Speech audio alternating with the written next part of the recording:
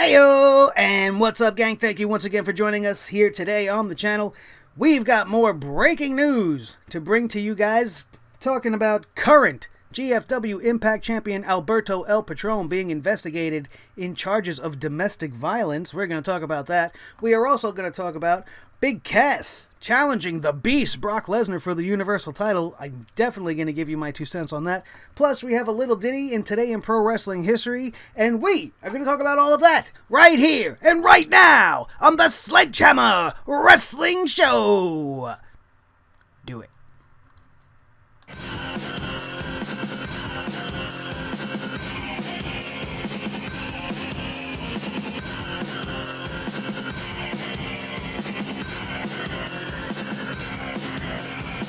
Sledgehammer Wrestling Show.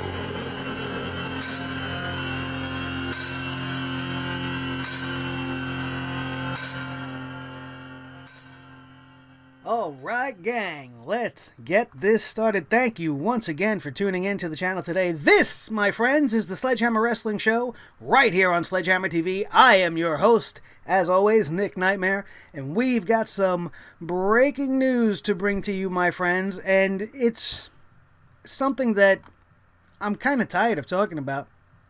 Really tired of talking about Alberto Del Rio. He's always in the news for the wrong reasons, and this continues to further that trend. But before we get into all of that shit, we are going to talk a little bit about what happened 6 years ago today in pro wrestling history.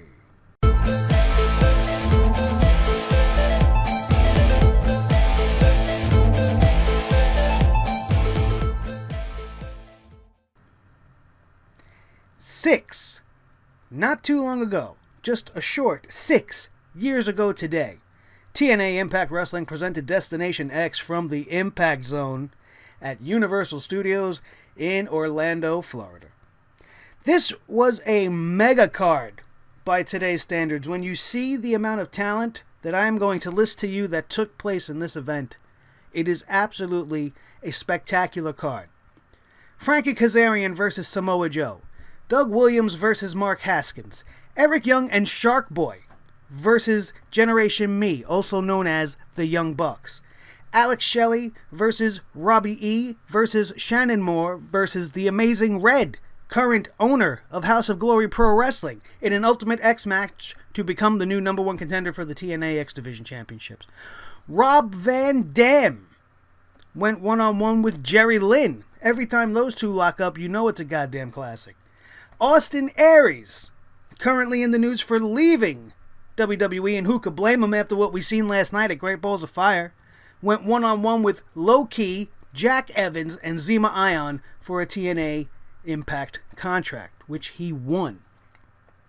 The Brian Kendrick went one-on-one with Abyss, one of my favorite TNA characters of all time, Abyss, for the X Division Championship.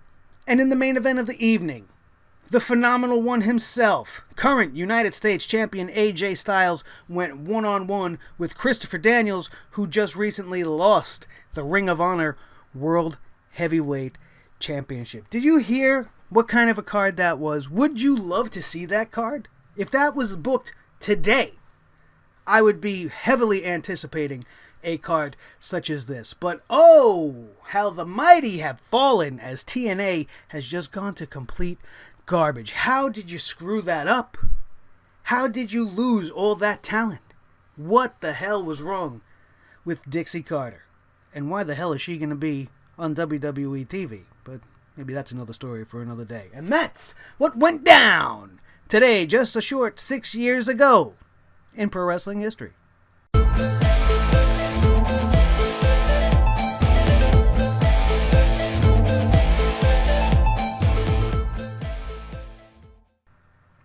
Now that we got that out of the way, let's get to the news. And today's biggest breaking news story, we're going to just start right at the top. Current Global Force Wrestling, current incarnation of Impact, have recently crowned a champion in Alberto El Patron, and he is reportedly under investigation in Florida for a domestic violence incident that took place at an airport.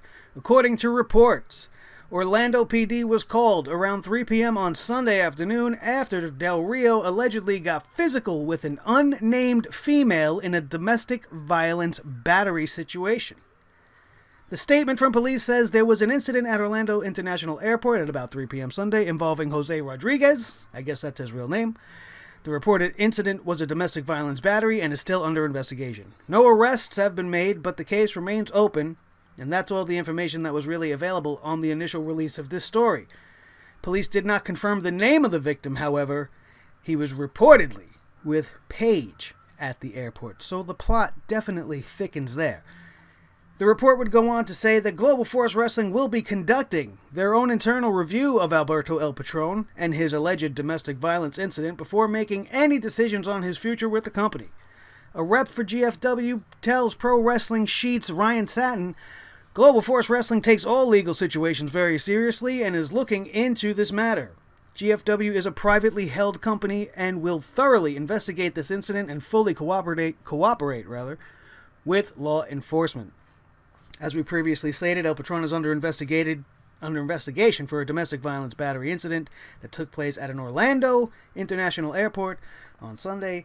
Alberto, who unified the company's global championship with the Impact Wrestling Championship at the recent Slammiversary pay-per-view, was heavily featured in storylines at the most recent tapings. It's unclear if they'll continue to use all of that footage over the next 2 months. Hey, listen, like I said, this guy is a goddamn mess. He's a hot mess. He obviously has anger management issues, and the WWE knew what they were doing when they let this guy go. We all got all hot and bothered about it, jumping down their throats. Oh, what is Triple H doing to this guy? But look at him. Look at his history. He's at a different company, and he's still having just as many personal issues and bullshit problems that nobody gives a damn about. Nobody cares about Alberto Del Rio and his personal life anymore. It's become such a circus that it doesn't even really make me want to report on it. I just want him to almost go away. Just implode already. Because that's where this is going. Public outbursts, public drunkenness, attacking the WWE at the end of the pay-per-view at Slammiversary, going off the cuff and really pouring some salt in the wounds. It's unnecessary and it's stupid. And the only way this incident takes a turn for the worse is going to be if it was actually Paige that was involved in this incident. To my knowledge, they had been broken up. But, through social media and stuff, you still kind of see them together. Maybe they're trying to work on it. I don't know. The best thing this girl could do is get away from this man. And maybe that's what he's trying to do. Maybe he's trying to make her go away. Now he's just getting himself in more hot water. He knows she's going to end up back under the WWE umbrella eventually. It's probably going to come sooner than later, and that's why all these situations are heating up at this moment. He keeps going off at the handle and acting really unprofessional and really stupid. And this was a guy that I was really big on when he first came in. I was high on him. I thought he was going to do great things in the WWE. He's been a multiple-time world champion, but none of those runs really amounted to much. They took everything away from him, stripped him down to the bare bones. They took Ricardo Rodriguez away. They took his wealth away. They took the limo away. They took everything they were doing that made him special away. He doesn't have the scarf anymore. They took that away. They made him part of the stupid League of Nations. They didn't take him seriously upon his return. And this is what he gets. He gets crazy. And he blames them for making him crazy. But I believe that certain people are just the way they are.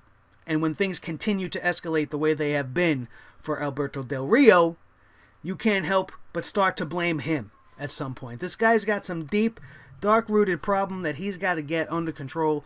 And the best thing for both of them, especially if it has anything to do with Paige, is for this to just go your separate ways and go find some other tot to be with.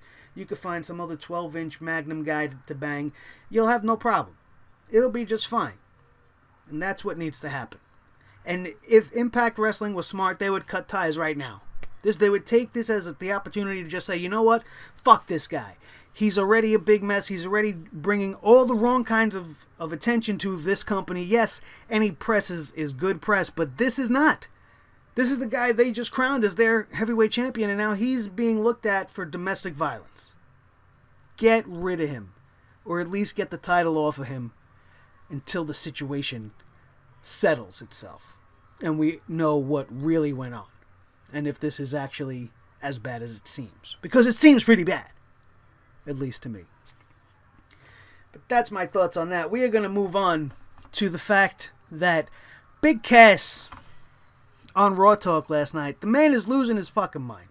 Not only do we have this very stale turn on Enzo, we had this very blah match at the beginning of Blue Balls of Boredom last night, that stupid pay-per-view that I don't ever want to remember. And it was all for what? To insert Cass in the main event picture? You think a beatdown win over Enzo Amore is enough for you to be granted a world title shot? Brock Lesnar may have defeated Samoa Joe at Great Balls of Fire, but that doesn't mean he could rest easily because Big Cass apparently has his number. Big Cass appeared on Raw Talk following his win on Sunday over Enzo Amore and said that he's focused on wrestling for the Universal Championship now that his ex-partner is in the past.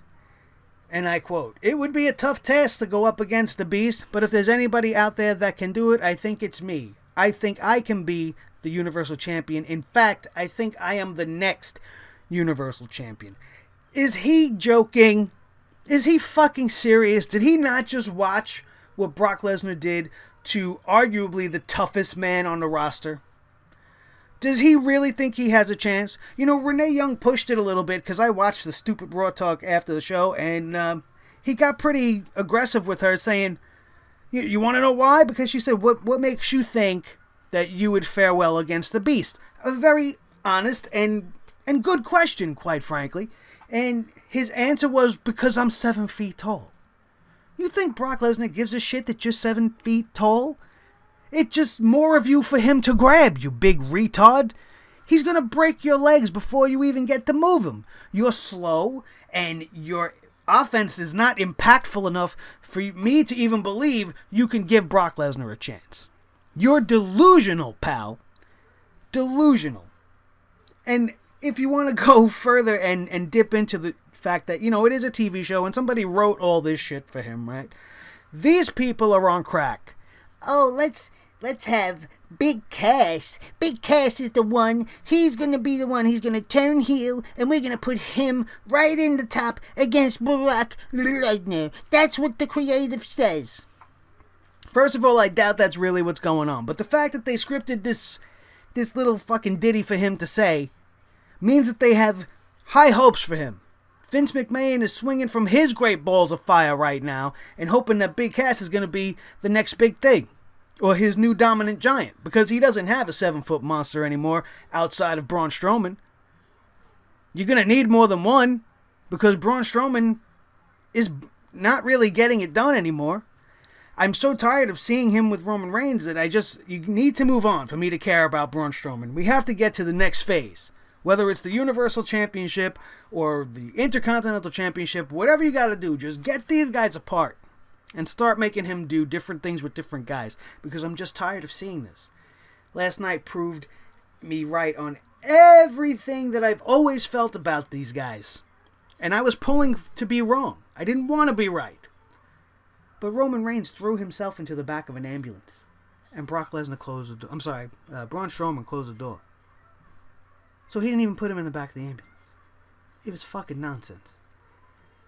And Big Cass wants to be inserted into this nonsensical thing, this nonsense feud. After his statement last night, I wouldn't be surprised if they don't have him involved in the match at SummerSlam in some way. Maybe they're going to end up doing a fatal 5-way. And you're going to have Strowman, Roman, Joe, who should have won last night, the champ, Lesnar, and then insert Big fucking Cass. Why? Because he's 7 feet tall. Because that's what gets people matches. That's what gets people championships. Just your height. You squashed a guy that was half your size. His head comes up to your friggin' belly button, bro. You think that's impressive to me? Go out there and start beating some competition, then start talking shit. Let me see you go one-on-one with Strowman. Let me see Big Cass versus Reigns. Let me see how he performs against the upper guys on the roster. Then you could come out and start talking shit about Brock Lesnar. Who's he beating? Tell me who he's beating.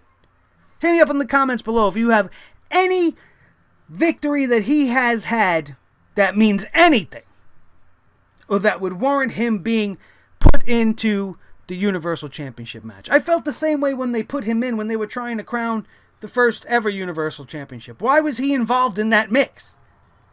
At that point, he clearly should have been the tag team champions with Enzo. It was just fucking ridiculous. And him coming out and saying this is fucking ridiculous. You want me to take him seriously after that? Come on. What the hell are they doing? It's just more WWE nonsensical bullshit and garbage. And I'm tired of seeing it. It's making me real fucking edgy lately. And I'm not looking forward to tonight. Monday Night Raw is just a few short hours away, and I could not be less enthused for any of it. Especially coming off the heels of the biggest case of blue balls ever. I was so excited for Brock Lesnar, you know?